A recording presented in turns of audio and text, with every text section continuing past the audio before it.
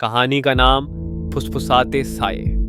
कहानी बहुत समय पहले एक शांत से गांव में जो ऊंचे धुंधले पहाड़ों के बीच बसा था, एक जगह थी जिसे फुसफुसाती जंगल के नाम से जाना जाता था। कहा जाता था कि यह जंगल प्रेतात्माओं से नहीं बल्कि अजीब साए से भरा हुआ था। यह साए पेड़ पौधों के बीच से फुसफुसाते हुए किसी को भी अपने पास बुलाते थे जो भी जंगल में बहुत करीब से जाता था। गांव में एक झिझियासू लड़का था जिसका नाम आर्यन था।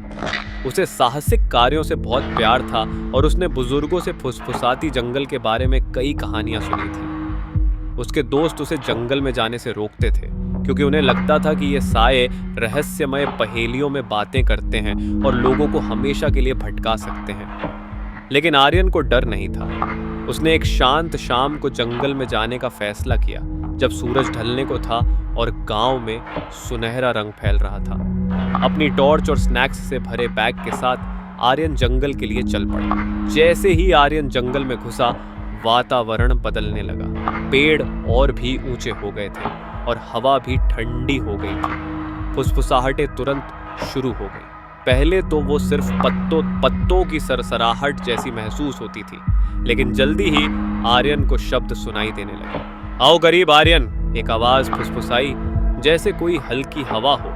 आर्यन रुक गया। उसका दिल तेजी से धड़क रहा था, लेकिन उसकी जिज्ञासा उसे आगे बढ़ने के लिए मजबूर कर रही थी। उसने फुसफुसाहटों का पीछा किया और जंगल के भीतर गहरे जाने लगा। पेड़ों के बीच से साए जैसे उसे देख रहे थे। तुम हमें क्यों ढूंढ रहे हो छोटे? वही आवाज फिर से आई, अब साफ सुनाई दे रही थी।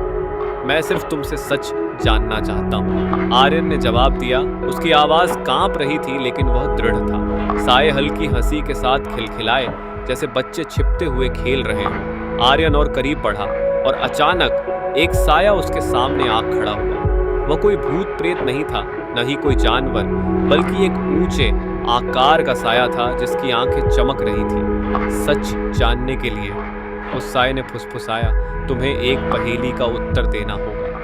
आर्यन ने सिर झुकाकर कहा, मैं तैयार हूँ। साया मुस्कुराया, क्या वह चीज है जो हमेशा तुम्हारे साथ रहती है लेकिन तुम उसे देख नहीं सकते?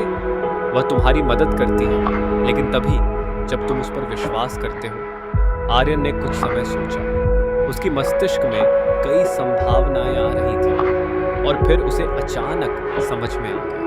उसने कहा, वह तुम्हारा साया है। वह हमेशा तुम्हारे साथ रहता है लेकिन तुम उसे कभी देख नहीं सकते, बस महसूस कर सकते हो। साया की आंखें और ज्यादा चमकने लगी और आर्यन के चारों ओर की हवा गर्म हो गई। बहुत अच्छा छोटे, साया ने कहा, तुमने अपनी बहादुरी और समझदारी को साबित कर दिया। अब ध्यान से सुनो, क्योंकि हमारे पास एक आखिरी रहस्य है।